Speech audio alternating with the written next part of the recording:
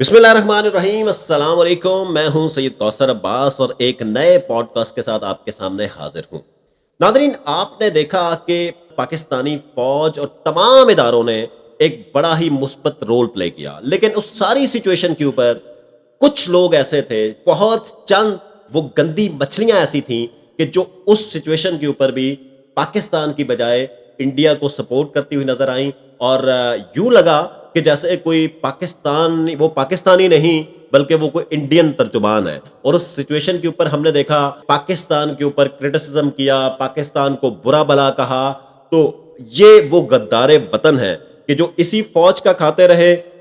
इसी मुल्क का खाते रहे, इसी मुल्क का ने उनको यहां तक पहुंचाया। और आज वो लोग हैं कि जो इसी मुल्क के बारे में बाहर बैठ के उल्टी सीधी बातें करते हैं। तो इस सारी सिचुएशन में ऐसे कैरेक्टर्स को मेरे ख्याल से सख्त कंडेम करना चाहिए और इन लोगों का सोशल बॉयकॉट करना चाहिए, क्योंकि इन लोगों की कोई हैसियत नहीं है। पाकिस्तानी फौज को, पाकिस्तान के इदारों को, पाकिस्तान की सारी सिचुएशन को, पाकिस्तान को एज अ स्टेट, ये शख्स और इस जैसे कई शख्स ऐसे हैं कि जो पिछले कुछ सालों से बहुत ज्यादा क्रिटिसाइज कर रहे हैं। कभी वो कहते हैं कि खामोश मुजाहिद ने ये कह दिया, कभी वो क्या अब जो है वो कुछ और लॉजिक्स लेके आते हैं। तो ना तो उनके कोई खामोश मुजाहिद है और ना ही वो कोई और उनके पास लॉजिक होती है। वो अपनी घिसी पिटी एक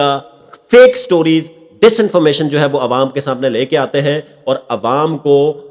जो है वो डी ट्रैक करने की कोशिश करते हैं। लेकिन पाकिस्तानी कौम को सलाम पेश करता हूं मैं कि पाकिस्तानी कौम ऐसे लोगों का मुकम्मल बॉयकॉट कर चुकी है। अब मेरे ख्याल से जो इस तरह की सिचुएशंस आ रही हैं और कोई भी ऐसा शख्स जो इस वक्त भी पाकिस्तान के ऊपर क्रिटिसाइज कर रहा हो या पाकिस्तानी फौज की इस एफर्ट के ऊपर और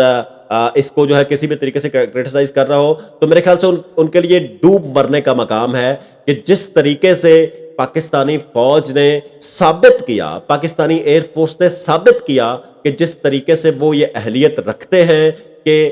हालांकि उन्हें शायद उस तरह नहीं अंदाजा था कि इंडिया जो है वो इतनी जल्दी सिविलियंस के ऊपर जो है वो हमला करेगा, लेकिन उसको जिस प्रोएक्टिव तरीके से उन्होंने रिस्पॉन्ड किया, यूं लगता था कि जैसे पाकिस्तानी एयरफोर्स, पाकिस्तानी फौज जो है वो तैयार बैठी है। तो इस तरह के जितने कैरेक्टर्स हैं कि जो आज भी एक नेगेटिव इंफॉर्मेशन फैला रहे हैं, मिस इंफॉर्मेशन फैला रहे हैं, डिसइंफॉर्मेशन फैला रहे हैं, उनको मुकम्मल बाइकआउट उनका किया जाए, उनको अनफॉलो किया जाए सोशल मीडिया के ऊपर से, ताकि उन लोगों ने ये जो अपना दुकानदारी चमचकाई हुई है पाकिस्तान के इदारों को क्रिटिसाइज करके, पाकिस्तानी इदारों के बारे में फेक इंफॉर्मेशन फैला के, ऐसे लोगों को से सोशल बॉयकॉट करना चाहिए। ऐसे लोगों की दुकानदारी को बंद करवाएं ताकि ऐसे लोग जो है वो कोई उनकी विजिबिलिटी ही जो है वो खत्म हो जाए। क्योंकि ये शख्स जो है वो है कि जो